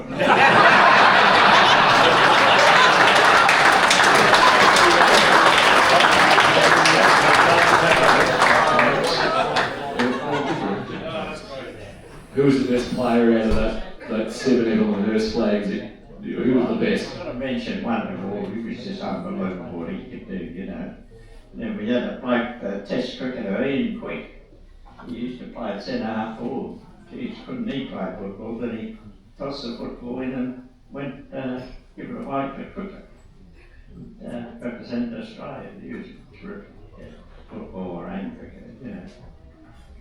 You can't blame for throwing footy to play test cricket for Australia, they can. I can't. I didn't want to lose him. Quarterback footer, breaking kick, you know. He had everything. So we was interested team boys, so they were all good. That's anymore. They were all good. That's why we've done so many premierships, you know. How proud are you that you got to watch Gary obviously become a great in the club, and then your grandkids get to wear the black and white as well, to the point that even yesterday Sarah came out of retirement yesterday to play his first football game in Geelong. Good netball. Sarah represented Victoria, so it's done well. And Lauren's in the Hall of Fame, which is a wonderful testament to her commitment. She's fantastic. I can see that birch smile, look at it, cheeky grins of the birch. Yeah, she does. Very hard to get that, so it's someone thinking that I want to come for sure. Yeah. Anyway, that's about good part of Right. We're going to let you enjoy the afternoon. You can go back if you want. No, you'll sit, you'll stay. Gary, we were going to talk to you later. Now we're in a little bit of a birchathon. We might as well continue chatting with you. He's going alright, the old boy, isn't he? How good's he going? Oh, he's going well. Without Liv Merton.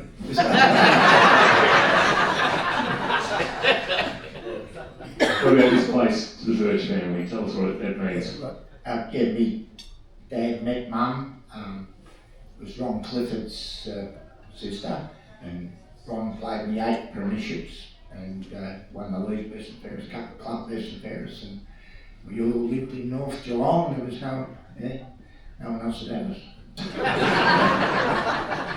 What are your earliest memories of being around Keith Barclay Oval?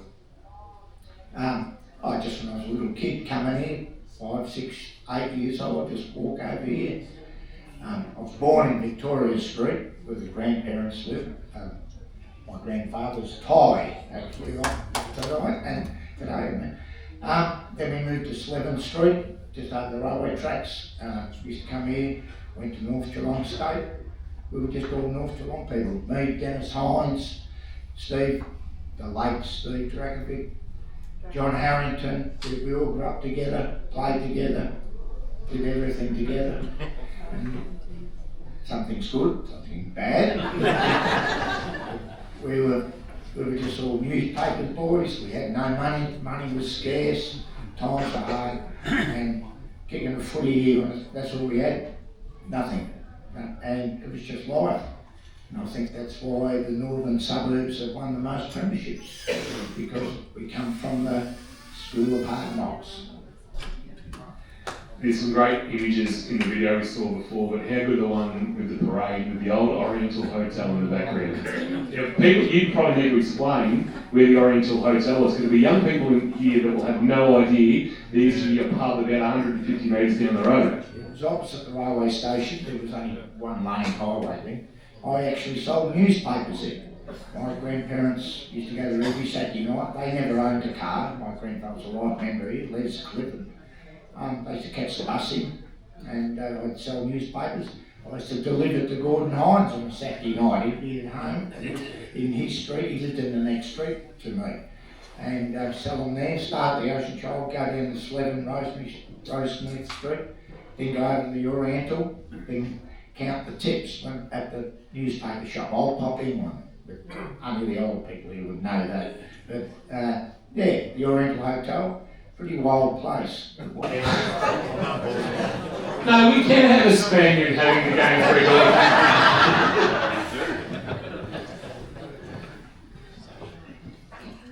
I'll just like, going this is a lot easier to spell than Schwanson. I was always going to have the final say, Scat. I don't know where Scat Parky's trained, but I think it's across there, just judging by the hat he's wearing today.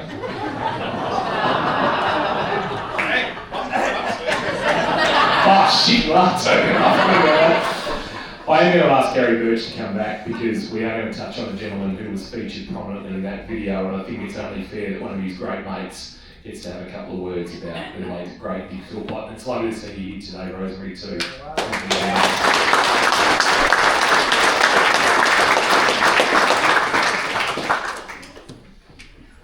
He made Geelong's fabulous Magpies very, very fabulous, did Dick. He was big in football and he was big in finance, and we lost him 3.5 years ago, and I know you still feel his loss every day, Gaz. You had a great relationship with the big man from the moment he walked through those gates down there and swing it out.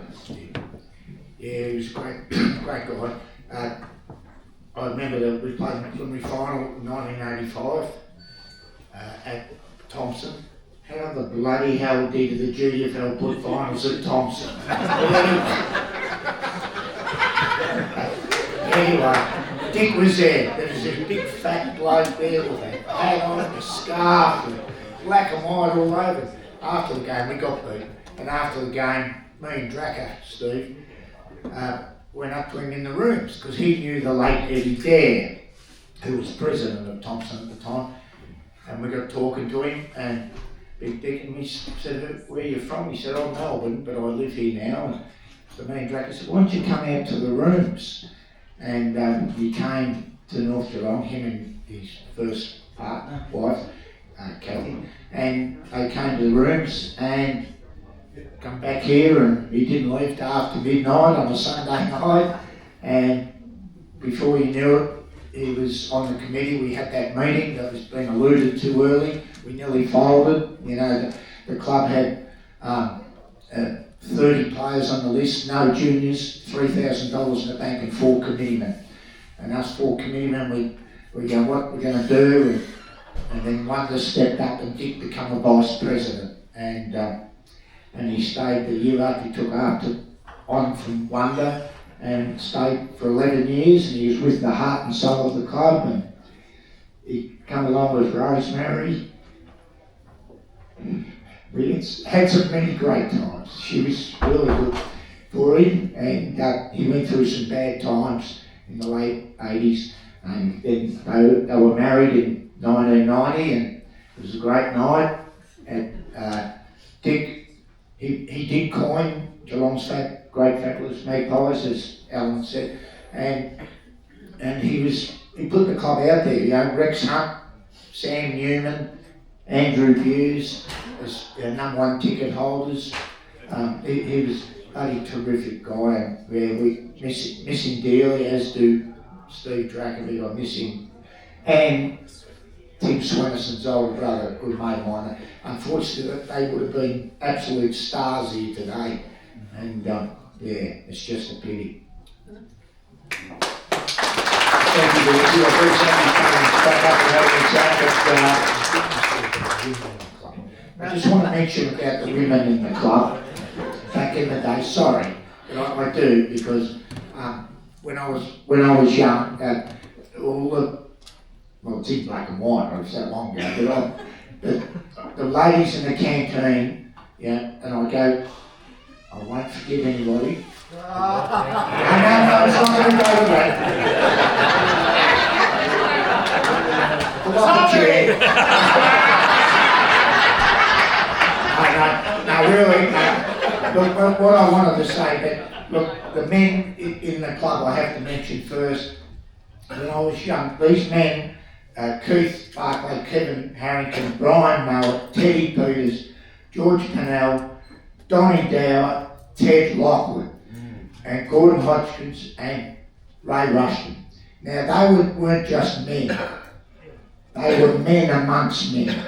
They were the best men going around. We could have all left the club in the 70s. You know, I know Gordon Hines could have knocked on my door and a few other people's door, but we couldn't look those blokes in the eye and leave. We just couldn't do it. We get beat by 10 and 15 goals a week, and those blokes I've just mentioned would stand at the race and clap us off. Keep trying, boys, you'll be right next week. And that's just the way they were. But what I'm getting to, behind every great man, there's an old saying, there's an even greater woman. And those women in our canteen, Melva Harrington, Nancy Hodgkins, Bev Rushton, of course, geez, Bev Rushton, but Lorna Lockwood. So there was no men ever allowed in the canteen. There was no women allowed in the change rooms, but men weren't allowed in the canteen either. They weren't, it was sacrosanct, I tell you. But, and what those women did, they volunteered, never took a cent off this club, not 1 cent. And each year, they'd somehow, we'd have no one at the game, but somehow back in the 70s, 80s, they come up with a cheque to the club for $3,000 or $4,000. And you know, those women have scrimped and saved. Thursday nights, Saturdays, we'd have casserole and tea. They'd work all day from 8 in the morning till 6 at night, then run a casserole tea. You know, and that's what, it's great to talk about the men, but what those women and what they bloody put up with back in the 70s was brilliant. And that's all I just wanted to say. And I know you were going to ask me who the best footballer I ever played with. You're looking at him, Tom.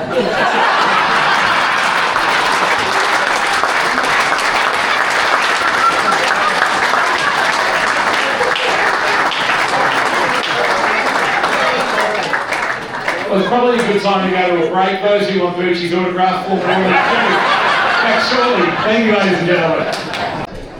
That we have held for today, and I'd like to ask Paul Cotter to come forward. You are listed as the man to do the job, PC. Just waiting for the badges to be in your hot little hand to be able to do that. Here we go. So, PC, if you'd like to join me on stage, grab the microphone and make this presentation. Okay, thank you, Tom. Vander, I'd like you to come up and we'd like to present you with the original Life Members badges from Walter Abley and Osman Abley, the first ever Life Members for North Geelong Football Club. We've had this done up in a frame, just something for the club to remember.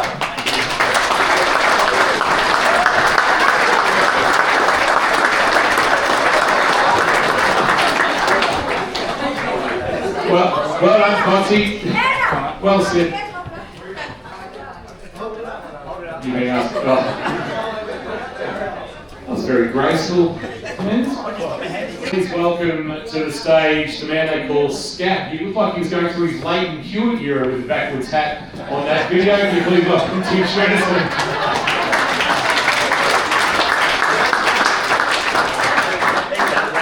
He has a hat for all seasons. I'm in trouble here, aren't I? No, this side, go this side. So people can see you, Scat. Here you go. Hang on, before. When I got here at 12 o'clock, I spoke to this bloke and said, can you get me up early? It's now 4 o'clock. I've had the biggest weekend of my life. You're trying to get me to come up and have a chat.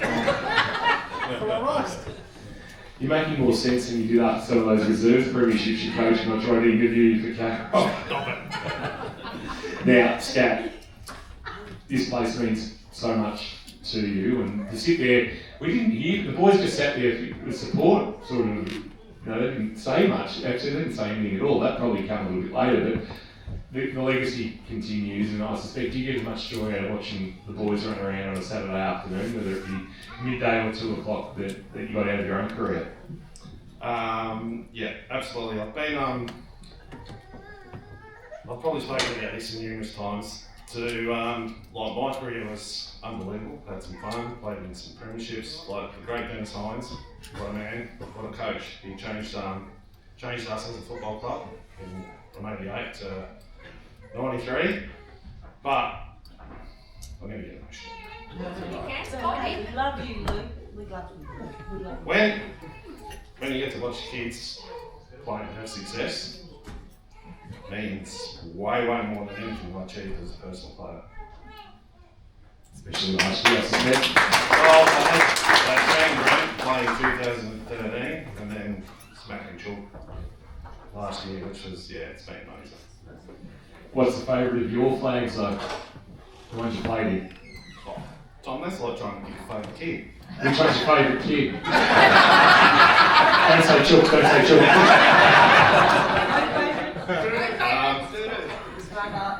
The one I had on one of the footy trips.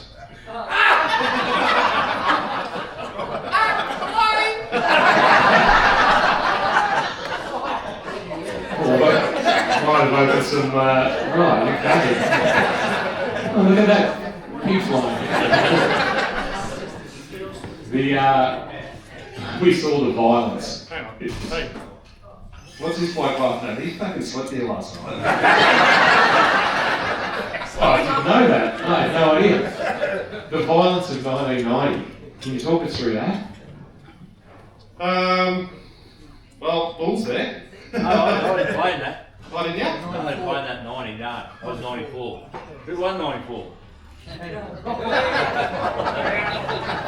Thanks for your time, Paul. You can leave it out. It's not about you.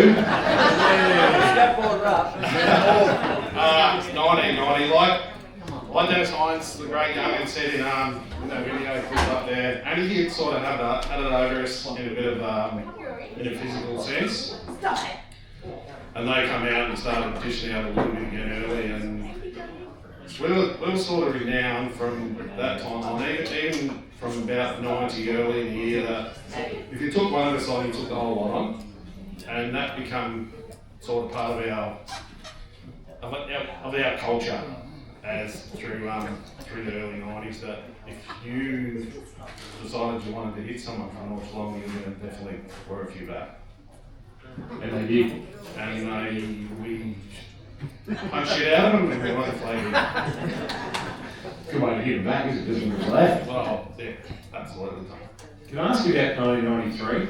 And he's been mentioned before, and he's not with us, and I apologise to don't do this. some people that are going to get emotional about this young fella, but it's not very often that a 14-year-old gets a tap on the shoulder to play in senior finals, let alone in a grand final, and kick a goal on grand final day. The decision to play Troy Elsinger as a teenager, what are your memories of that? You know, somebody barely out of primary school. Did you have to bring this up? Alright, without trying to talk about the play, becoming a premiership teammate was ridiculous, but that year I used to go and watch the kid play a lot of footy, and he wasn't big in stature, but he was huge in body and huge in heart and huge in competitor. So when you say he was a 14-year-old, he was very mature in his thickness, in his core, in his strength, and he had an ability to just hunt footy, hunt body.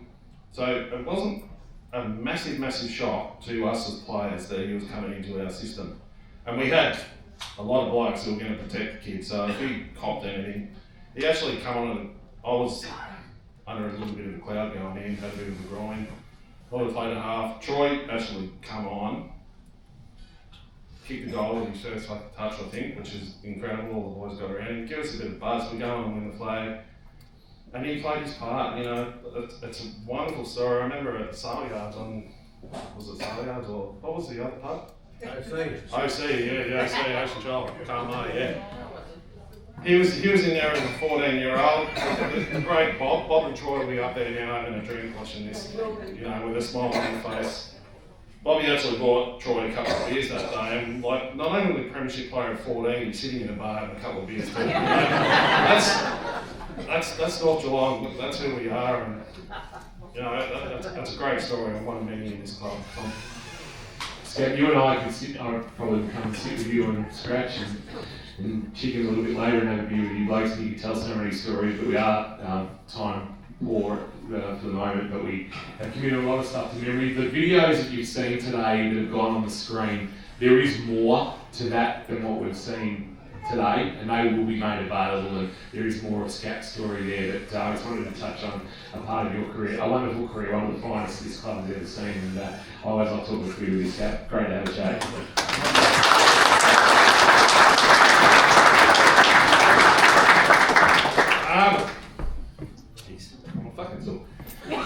Just to finish, like the Swedish name's got my family now producing a really good history in this club.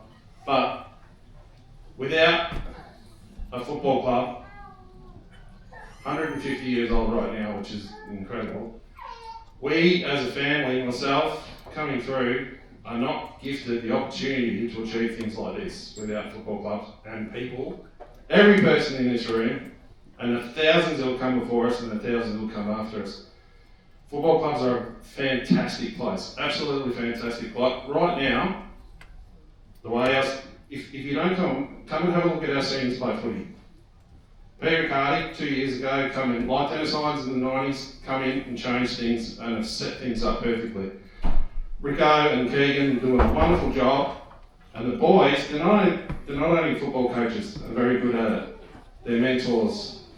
And they look after these kids. They talk to them after hours about different things. It's not just about football. So they're creating beautiful young men. And if you look at all these young fellas, they are so respectful and good little individual blokes. So this club, thank you.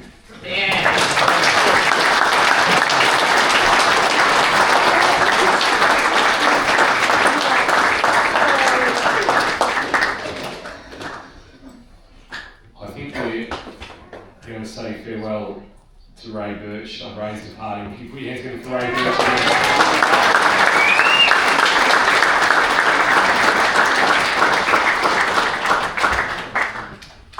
We're going to stay on a mix of the turn of the century, the 2013 flag and last year's flag, and there was one man who played in both. When you thought his career might have been shot, busy with work and family and just kicking goals for fun in the reserves, and he got an opportunity, he took it with both hands. He's probably is probably not really more invested than this young man in the club for his age in terms of what he's given back over his journey. Can you please welcome to the stage, so good chat, Luke Parker.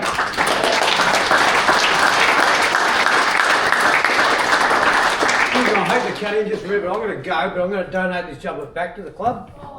I'm Greg Dean, if you don't know me. My dad was Jack Dean, Reg Dean, Leo Dean, Pat Dean. They all played here with Birch and all them. Yeah, emotional day, thank you. Oh, thank you. Pay for it. Pay for it. Pay for it. Who will give the tax to? They will The day just keeps throwing up surprises. Before we talk football with you, Marks, thank you. Can we talk about your very brief netball career, where the netball section started? You found yourself on the netball court in your first year, I believe. Yes, that's correct. And you did alright too. Yeah, I a couple of successful years over on the netball court. I obviously didn't have much choice with who my mother is. So, when netball took off for the GDFL, I played a couple of years of Little League at North Shore when I was young, and then sort of went away from sport a little bit. Mum, netball, however many times a week we were there, so that's all we really knew. And when her and Don took over, looking for kids, they'll come from here, there and everywhere, and I was one of them that was thrown in there. So that's how it started. So obviously we know you probably made your life mostly as a forwarder. Like, did I see in that video from 2013 you tackled Joel Page? Yeah, I was full back, or backing for the most of my career. So one of the few tackles I've had in my career, but it's on footage, mate, so we'll run with it. That grand final, I think was that the TV one that actually Channel 31 showed the game live, hence why all the camera angles. Yeah, it's a horrendous game to watch back. I don't know what was happening that day, but there was camera angles coming from everywhere and getting thrown here and everywhere. So I think the ground got painted green that year as well because the grass was so dead. So 2013, Doggy touched on it with you in the video, but I want to talk about last year. Did you think you'd given all you could in 2 o'clock, at 2 o'clock footy, or did you think there was still something there for you to be able to play again at the later game? Yeah, it was maybe a little bit of a sliding doors moment. I'd obviously had a pretty successful career, obviously experienced premiership success in 13, so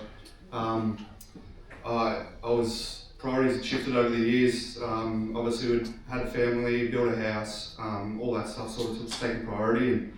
And I spoke to Madison about it, I don't know, maybe a few months before I come back to training, I wanted to get back and do some fitness sort of stuff. And I thought, what better way to do it than go and have a run with all my mates. And wasn't too focused or keen on doing all the extras and the stuff that I'd done previously. So I was just happy to come down and have a kick. I think they made me train for 3 or 4 weeks before they even picked me in the reserves because our numbers were so strong. And, fortunately enough, or unfortunately for Blake, Blake Miller went down with a knee injury. I've been back for a couple of games in the reserves, and Enrico come up and said, I need someone that's going to replace Blake to some degree. What do you reckon? And I said, you're not going to get the Luke Parker of what I was. I still think I'm a pretty smart footballer, but I'm not in the same shape that I was back when I was playing senior footy. I said, but I'll give you a contest, I'll give you my all. That's one thing I can guarantee. And he's like, if you can give me that attitude, I'll do the rest for you. I've got some good kids in the side that'll look after you. So it worked out pretty well in the end. 9 games in the seniors and another senior flag, so absolutely stoked. And the best on ground medal to go with it.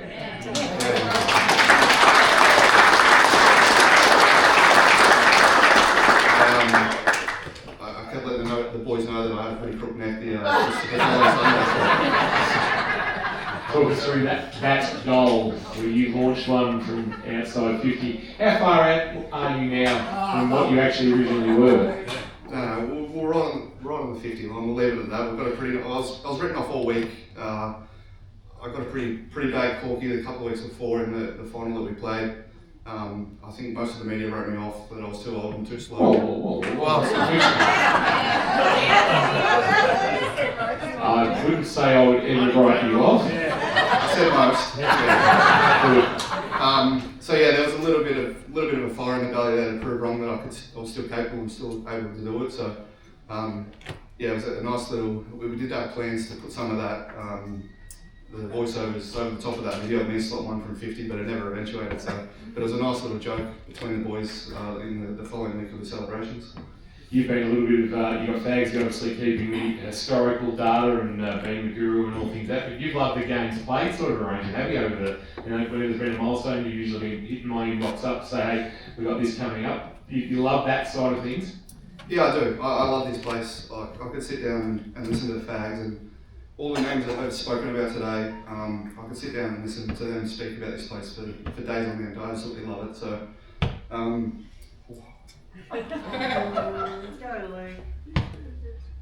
brought a few Elzingers it's massive. It's been a massive part of my life and everything that I've sort of lived and breathed for the best part of 30 years now. So, along with 35 years last week. So, but I love that side of things. I love the history. the stories that I get from just Swennisons, and there's names that I could roll their names on for hours of the people in this place. That you can sit down and the stories from Harrow about the goal, the rules behind the goals and stuff like that. Speaking of Pinhead at the past players' days and stuff, the Hardmans, yeah, it's just never ending, and I love it. I love digging into that sort of thing. So hopefully Fags is here for a lot longer to keep capturing all that stuff. But yeah, it's definitely a path that I like to follow down. Parks, you've been an ornament to this club, probably the youngest ornament, fair to say. What do you say, he's turned 35? Yeah, 35 last week. Yeah, look that old. Thanks. I didn't say you looked younger. Yeah, I'll take it. Well done, mate. Congratulations on all you've achieved and all you will achieve. Can you do me a favour? You've got to go push the button on the next video. Luke Park.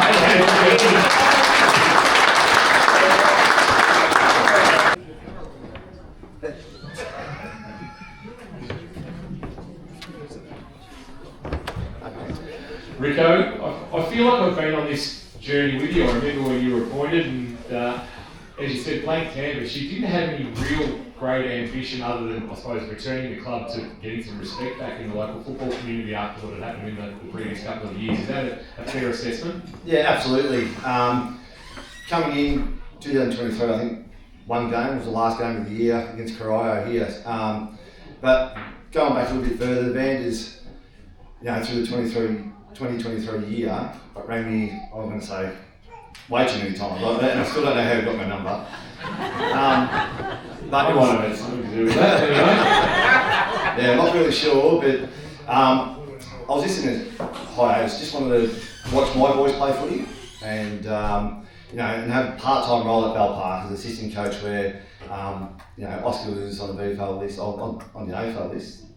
AFL, VFL. Boston was playing Falcons, so I wanted to have a bit of time to myself because selfishly, I was always in a coaching role or a playing role when the kids were playing. So there's years where, couple of years where they won flags and I wasn't there, I was coaching. So, and we're coaching in finals at Bannockburn. So unfortunately couldn't watch it. So I thought, I'm going to take a couple of years off. Well, it's going to be more than a couple of years. And just watch the kids play and go along. But then all these phone calls and that, very relentless he was. In the end, got me. But in saying that, I did come and watch a couple of games and see what I had to work with. So I knew what I had to work with. I knew there was stuff there. Credit to JB and to Busey, the previous years. Always been that interim. Once they got the right person in the job, which was Keegan, we could do something special. And I didn't think it was going to be 2 years. I thought it was going to be a 3 or 4 year process. But to happen in a couple of years was truly amazing. But in saying that, 2024, the last 6 games were on a roll, and missed out by that much. Funny numbers there, Bannockburn. Yeah, absolutely. 40-minute, last quarter. Knew exactly how much they needed to win by to get into the finals. So we had Belmont that last game, and they said, "Thank God you own it," because what we did, we taught them how to defend. Once they knew how to defend, we put in the attacking side of it, and then away they went. You had 2 weeks to think about between the second semi and the grand final. How did you temper the players' expectations and keep them on an even keel and not having that 2 weeks playing the game in their head? Yeah, that was a conversation we did have. And it's easy to play that game in your head, in that 2 week period, but you really got to enjoy it. You got to enjoy the lead up to it. And look, and Renault playing in the grand finals, you do think about it a lot. As a coach, all you can tell them is this is how we approach it. Sleep well, because on that Friday night you probably won't, and you don't want to waste all that nervous energy. So that was the discussion we had. But as a coach, my biggest issue was trying to get past him on the ground and training, because he was the one that had that massive corky and didn't train on the Tuesday night before, and if he didn't train on the Thursday night, he wasn't going to play. And fancy having that conversation. But fortunately enough, he got through that Thursday night, and you know the rest is history. Your issue wouldn't have been the conversation with Luke, it would have been dealing with Kelly. I reckon Kelly likes me.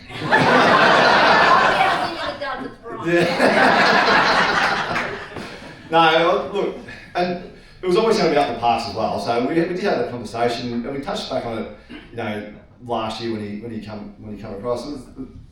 I thought the conversation was a little bit different in parts. I said, "Are you serious? Are you serious about playing footy? If so, do you want to play senior footy?" He goes, "Yeah, bloody oath." And credit to him, he's put all his effort into it. You know, it was just he wanted to play and do the right thing by the club, and by the players and by us coaching staff. But credit to him, I don't think he knows how much importance he has in our side. You know, I've got a young kid, Boston, playing, and he tells me how important pass is, just talking to him and setting them up in front of the footy. So, and that's from an 18-year-old kid. So, and he knows, Boston knows a little bit about footy, and he has good footy now. So, credit to Parks. I just want to take you back one last bit. Last question, well, two more questions. Was there a moment you could enjoy in the last quarter Sylvan's reserve last year, or could you not until the siren went? No, not until the siren went. I said, the guys are coming off, shaking hands and cuddling. It's enough! It's not over the line yet. But then Bryony, she keeps us updated with how much time's to go, and when she said there was 30 seconds to go, and right, it was, done.